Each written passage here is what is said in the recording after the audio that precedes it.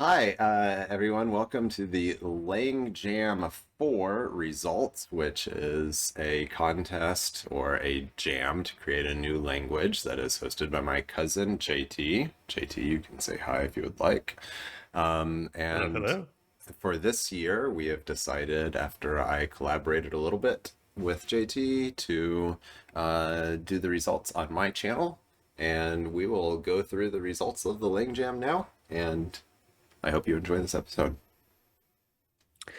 Thanks, Jason, for hosting this. Yeah, we put up a fourth Lane Jam. This is a weekend where people in a 48-hour span can throw together a programming language, and like all these jams, we have themes. This jam number four, its theme was the soundness of one-hand typing. It's kind of like So if there's what's a the sound of couple. one hand clapping, right? Yes, right, right. There's clearly a pun in there about the sound of one hand clapping. And some people did take that and try to say, oh, this comes from the Zen cone, and maybe there are ways that we can play with that as a theme. I saw some people talking about that in the Discord. So the theme can be parsed like that, a pun on this idea, but it also, where this thing gets changed in a couple of places, point to ways where you can kind of go off in a different direction. One is, instead of clapping, we have typing. Hmm. And of course, in programming languages, we've got, the types of things, like this is an integer, this is a Boolean, but of all, obviously also the physical typing that you have to do to type in the program. The other thing that got changed about the sound of one hand clapping was soundness. So the NES is in parentheses to let you know that um, sound and soundness is a part of type checking, and how sound something is like how logically cohesive it is. So you were not So we have trying to subvertly convince people to write NES emulators in their no, their lane but jam here. they could potentially, yeah, right. So there's sound audio, and some people keyed into that, and then there's soundness of the typing. So there's lots of different ways you could take the theme and run with it in different directions. And as we'll see, people did exactly that. They ran in kind of different directions with these ideas. All right. Um, let's talk about some of these winners. Okay. I think before we give our winners, I think what we could do is talk about the winners that were selected by the community. So we opened it up to the community for voting, and then anyone that participated in the jam, they could, kind of give their thumbs up, and we'll count the participants who voted, the ones that they voted for, and from there we kind of get the winner, the kind of people's choice winners for the jam. We end up having a tie, so we've got two people's choice winners for this jam. The first one is one called Pling, Pling. Pling. There we go. So this one has the goal of being typed with one hand, no modifier keys, and has the ability to generate music and matches the theme of cones, impossible to solve, but you can learn from it. Okay. Right. And if we look at some of the examples, what we see is a language for being able to build up different kinds of sounds. You see, they talk about um, playing with beeps, loops, dealing with strings and whatnot. It's a fairly developed system, especially for only having 48 hours to develop the language and the associated kind of capabilities that they'll be using. Yes, that So is. yeah, it's quite cool. I'm just curious if there is a keyboard layout where the hash symbol does not require a Hmm. modifier. That could be. Yeah, if there is a keyboard layout that doesn't require a modifier, then you would also be able to type this without uh, having to chord your left and right hand. Well, on the other hand, though, at least on my US layout keyboard, that is Shift 3, which is a left-handed, or could be a left-handed maneuver without having to reach all the way across the keyboard or something. So if we can get some video or something about this one in, that'd be rad. So this is the other winner for the People's Choice Award, called Graphica. Graphica is, as it says, a programming language designed to be typed with one hand. But as you'll see from the video, the typing from one hand is in kind of virtual space.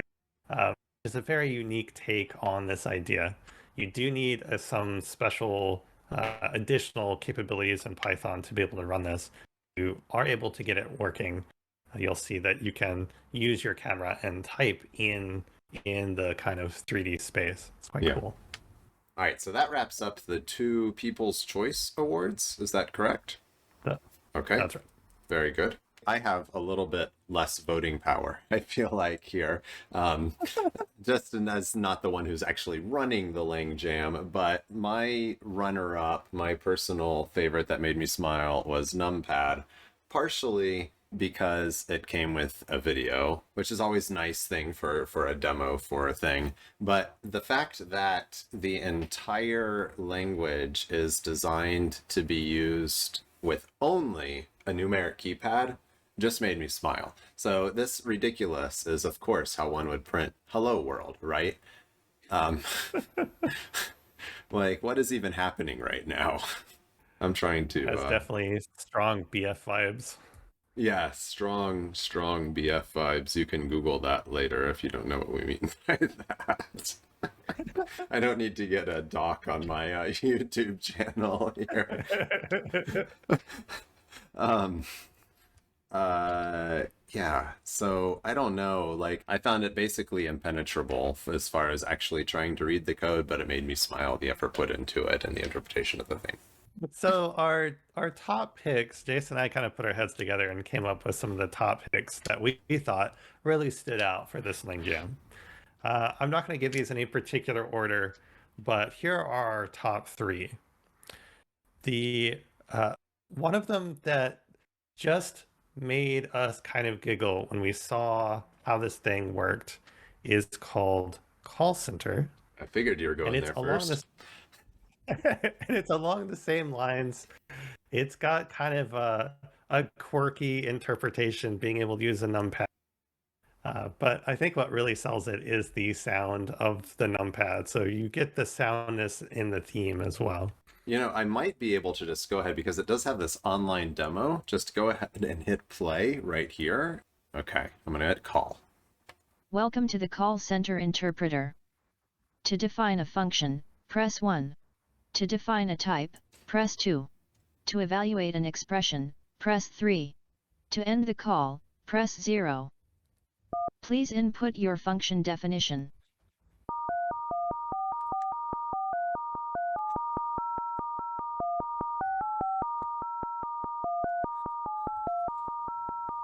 Function is now declared. To define a function, press 1. To define a type, press 2. To evaluate an expression, press 3. To end the call, press 0. Please input your expression. The expression is evaluated to 120. To define a function, press 1. To define a type, press 2. To evaluate an expression, press 3. To end the call, press 0. Thank you for using the call center interpreter. So this is also clearly just impenetrable. I can't read this code and immediately know what it's There's doing. no way. It's also clearly meant for a numeric keypad, right? Yep. But The just phone specifically, yeah. just the idea of like this theoretically like would not actually be that difficult to port to like a 90s modem DOS setup or something and actually dial in and like I don't know, evaluate a function with the most in I don't know. That's like the least efficient possible way of programming, but it's awesome. It's wild. I was kind of wondering if when I was looking at this, I was thinking about the keypad on a phone, how they used to have it with the numbers and the letters underneath. Mm-hmm. But I don't know if it spells anything or if it's just the numbers itself have meaning. But it's a Oh, fun demo. It was a nice take on it. Let's is see. is if Uh, 4-3? It might be theoretically. it is. Get out of here. That's hilarious. Oh my goodness. We should look at the docs. We should. Should we? Wait, Oh, 403 is if argument equals 37. Oh no. oh, you're looking at the docs. 6. Well, I'm just looking at the thing that you had up. Oh, sorry. 357. Yeah. Well, plenty for our viewers to check out if they're so inclined. Okay, that was call center. Yeah. So that is in no particular order the first one of the winners that you would like to mention. That's right. That's right.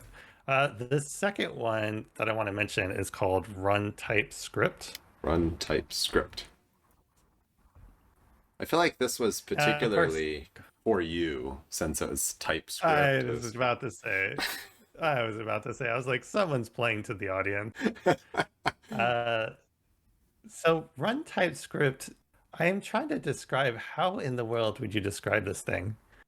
Imagine a type system that you could manipulate at runtime, and each following line after that point has to be typed from the preceding lines. Okay. So just that is enough to melt your brain a little bit with how in the world would you write in such a language.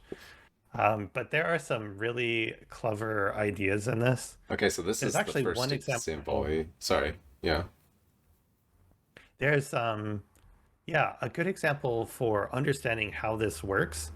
Yeah, can we look at the examples and we'll jump The into examples folder specifically.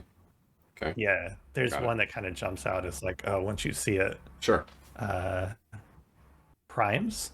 Primes? It's always primes. Yeah. Mm-hmm. It's always primes. Okay, so this is the sieve of Eratosthenes. Our Eratosthenes. Sure, so it I is. can say that right. The sieve of Eratosthenes, which is like you'll see this in a lot of programming literature. People will write this sieve in whatever the language is, so you can kind of compare the languages. But this sieve is a bit different. It looks like a function, and you might think that that's a function. Mm-hmm. But what it's actually doing is it's creating something that, as it runs, will create a new type. Okay.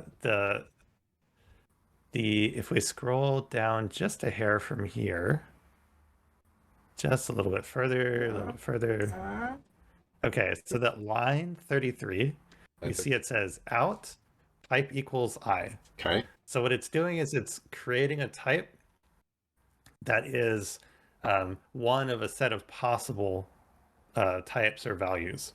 In this particular case, it's going to create one of a set of different prime numbers.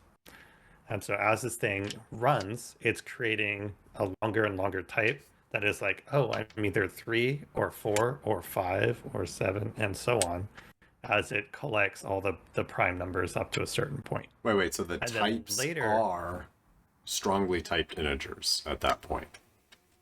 Yes, they're integer literals. Okay. Yeah. And I think in TypeScript, these are called literal types. So you know that number is one of these given types. Okay.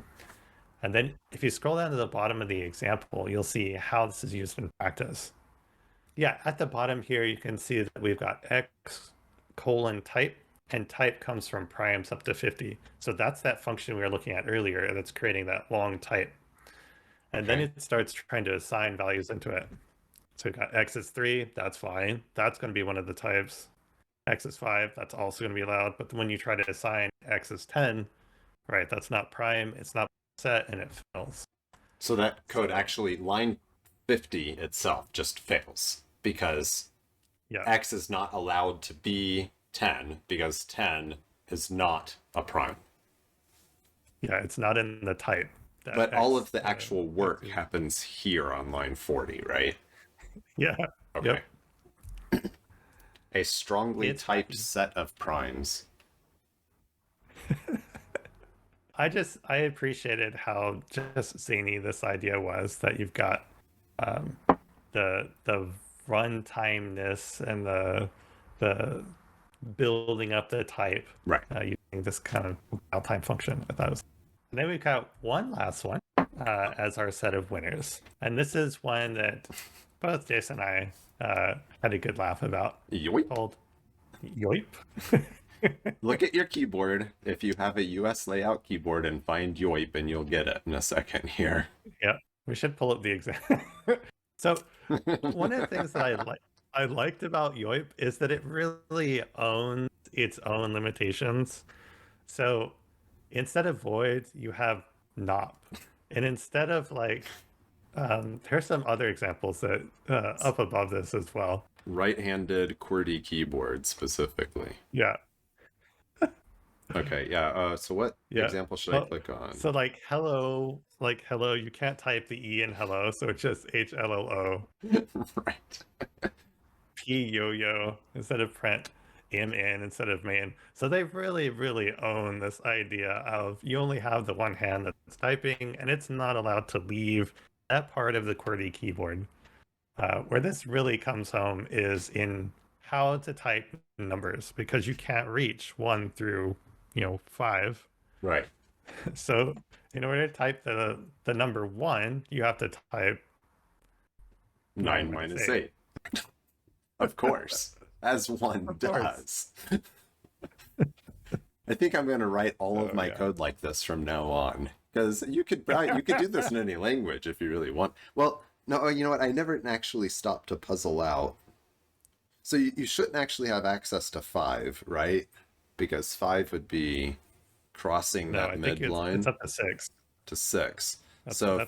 Yeah. If you wanted the value 5, well, I mean, you could do 9 minus 8 plus 9 minus 8 plus 9. I mean, so that's just provable. If you can get 1 and plus, then you can get any value eventually, I guess. Sure. Yeah, okay. The question so like 9 is... 9 minus 6 plus 9 minus 7 or something. How are you going to do, like, decimals if you wanted to do 9.111? How are you going to sort that out? Very patiently. You can reach the decimal point, but yeah, that's I don't know if they added that, but I really enjoyed that this thing just completely owns its limitations. It owns the joke. On. And, thoroughly, you can just see that in all the code examples, the documentation, even the file names kind of show off that this thing is like, yeah, no, we're all about the right hand side of the keyboard. That's just what we do. Here's how you install it, since you can only use the right.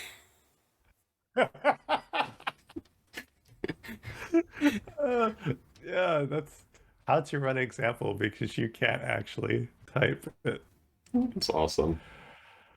So yeah, that one was good fun. And thanks to everyone who participated in this LangJam.